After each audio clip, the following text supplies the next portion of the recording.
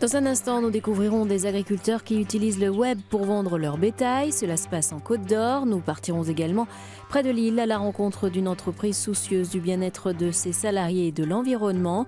Son dirigeant a mis en place un système d'autopartage de véhicules électriques. Mais tout d'abord, découvrons à Bayonne ce nouveau lieu pour apprendre aux foyers les plus modestes à réduire leurs factures d'énergie. Un appartement où les familles les plus précaires découvrent de petites astuces pour consommer autrement. En réduisant mon chauffage de 1 degré, je peux réaliser une économie de 7% sur ma facture d'électricité. Des conseils pour faire des économies d'énergie, mais surtout d'argent. Un appartement pédagogique a ouvert ses portes à Bayonne.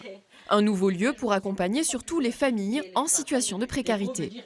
Toute personne qui dépense plus de 10% de leurs revenus dans toutes les factures d'énergie sont en situation de précarité énergétique. Donc une fois que la visite sur les économies d'énergie a été effectuée, on se pose donc dans la salle à manger tous ensemble et on fait donc un point sur le budget et on voit concrètement ce que tous ces éco-gestes ont permis de nous faire comme économie d'argent.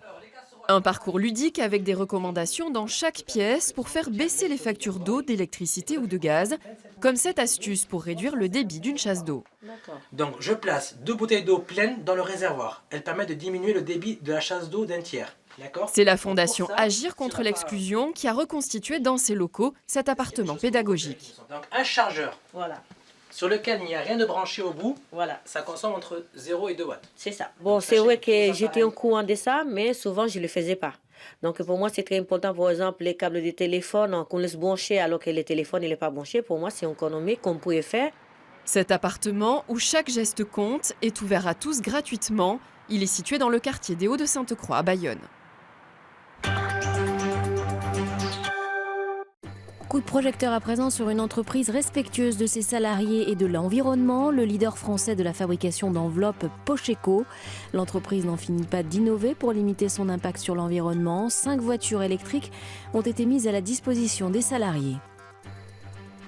Comme des milliers d'autres salariés sur la métropole lilloise, Mehdi démarre sa journée de travail en voiture. Je mets ma fille dans la voiture électrique Zoé et je vais ensuite la déposer chez la nounou, chez qui je rejoins mon collègue Kevin Franco, qui lui aussi a une fille qui va chez la même nounou que ma fille. Et c'est comme ça tous les jours ? Tous les jours.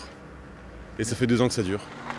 Tous les jours, mais en covoiturage, à bord d'un véhicule électrique, un mode de transport alternatif qui n'a que des avantages, économiques mais aussi écologiques, un atout dans une métropole où circulent chaque matin plus d'1 million de véhicules polluants. On a commencé par se rendre compte qu'on n'était pas tous si éloignés que ça les uns des autres, géographiquement, avec des horaires de travail qui n'étaient pas si différentes. Et puis, même si certains habitent à Lille, il y a tout à fait la possibilité de les faire venir jusqu'à une station de métro à laquelle on se rejoint. Chaque jour, Mehdi récupère ainsi jusqu'à 4 collègues sur la route de son travail.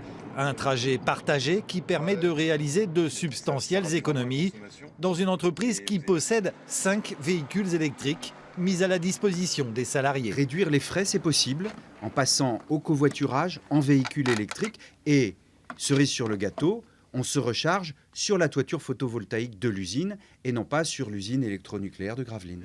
Résultat, un bilan carbone négatif et une économie de 50% réalisée sur les déplacements personnels et professionnels des salariés de cette entreprise innovante.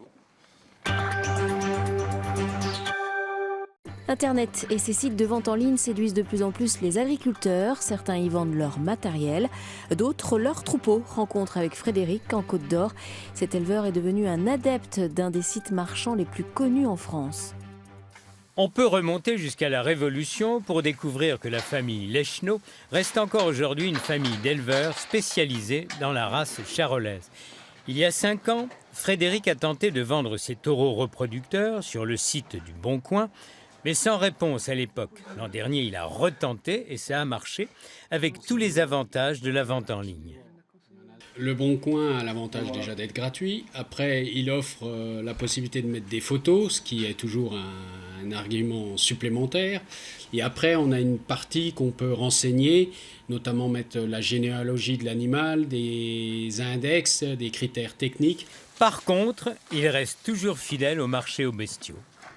Je commercialise tous mes animaux non destinés à leur production au marché de Moulins-en-Gilbert pour qu'ils aillent après dans des ateliers d'engraissement en Espagne, en Italie ou en France. Si marchés et maquignons tiennent toujours leur place au cœur du monde rural, avec la vente en ligne, agriculteurs et éleveurs se simplifient la vie. Les dangers d'Internet expliqués aux ados. Tout en interdisant les portables au sein de leur établissement à Sarlat en Dordogne, les enseignants organisent également une fois par semaine des ateliers pédagogiques. Des travaux pratiques où les élèves sont confrontés aux différents pièges qui se dressent sur la toile. Qui utilise Facebook? Ok. Qui utilise Snapchat? D'accord. Ok. Qui utilise YouTube? À seulement 13 ans, D'accord. ces collégiens sont déjà hyper connectés. Ordinateur, tablette ou smartphone, autant de moyens pour partager des informations, mais aussi livrer une part de son intimité. Juste une simple histoire qui est arrivée à une jeune collégienne de 4e. Son petit copain lui a demandé de lui faire parvenir une photo coquine. Il a insisté, le petit copain, et cette jeune fille s'est dévoilée. Vous imaginez la suite. En un quart d'heure, la photo a fait le tour de l'établissement. Résultat, messe basse, moquerie, mauvaise réputation. Obligée de changer d'établissement parce qu'elle a failli se donner la mort, cette jeune fille, en fait. D'accord? Ne jamais se dévoiler, partager ses codes Bluetooth ou des informations personnelles. Une conduite de base pour tout utilisateur. Ce collège de Sarlat, qui n'accepte plus les portables au sein de son établissement, a décidé d'en parler à travers ses ateliers coup de poing. Ça apprend qu'en fait, on n'est jamais à l'abri, qu'il y a toujours des dangers sur ce qu'on installe et qu'il faut faire attention. Je vais essayer de faire plus attention, mais je ne vais quand même pas me priver des réseaux sociaux. Vivre avec son temps, sans tomber dans le miroir aux alouettes, toute la difficulté de cette nouvelle génération. Salut!